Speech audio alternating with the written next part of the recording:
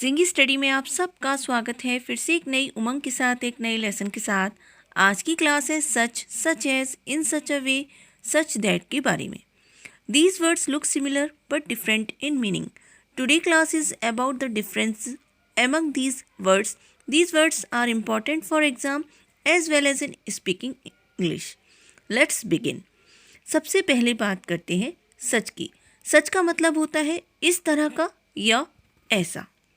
सच वाले सेंटेंसेस का स्ट्रक्चर है सबसे पहले subject plus helping verb plus such plus adjective plus object. यहाँ ध्यान देने वाली बात यह है कि यदि सच वाले सेंटेंस हैं तो सच वाले सेंटेंस में सच के बाद ए या एन आर्टिकल लगाते हैं, उसके बाद adjective and then adjective will followed by a noun. मतलब एडजेक्टिव के बाद कोई नाउन आना ज़रूरी होता है सच वाले सेंटेंसेस में। फॉर एग्जाम्पल, मैंने इतना सुंदर घर कभी नहीं देखा है।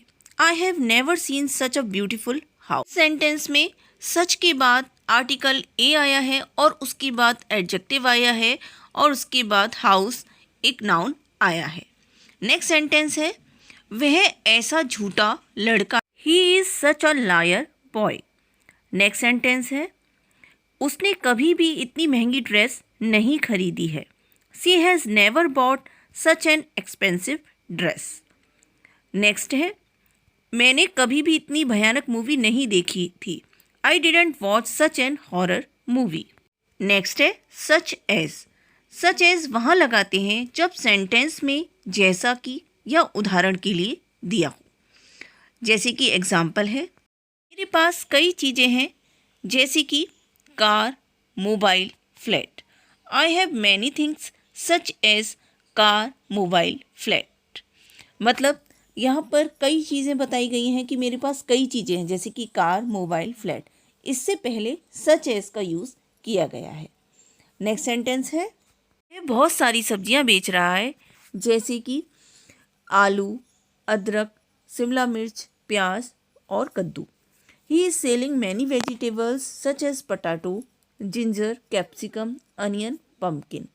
नेक्स्ट सेंटेंस है पिछली साल मैं कई जगह घूमी जैसे कि Agra, Mathura, Gujarat, Jaipur. I visited many place last year such as Agra, Mathura, Gujarat, Jaipur. Next है दूध प्रोटीन, कैल्शियम और विटामिन युक्त होता है।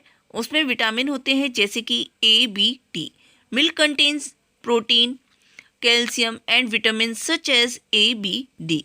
नेक्स्ट है in such a way. In such a वे का मतलब होता है इस तरह का या ऐसा। जैसे कि सेंटेंस है मैं इस तरह से नहीं रहना चाहती हूँ। I don't want to live in such a way. Next sentence है उसने इस तरह से बात की कि मैं जाग गई। He talked in such a way that I woke up. Next sentence है उसने कमरा इस तरीके से साफ किया कि मेरी किताब ढूंढना मुश्किल है। He clean room in such a way that it is fine to difficult my notebook. Next sentence है उसे इस तरीके से खाना पसंद नहीं है। She doesn't like to eat in such a way. Next है such that. It is used for cause and effect.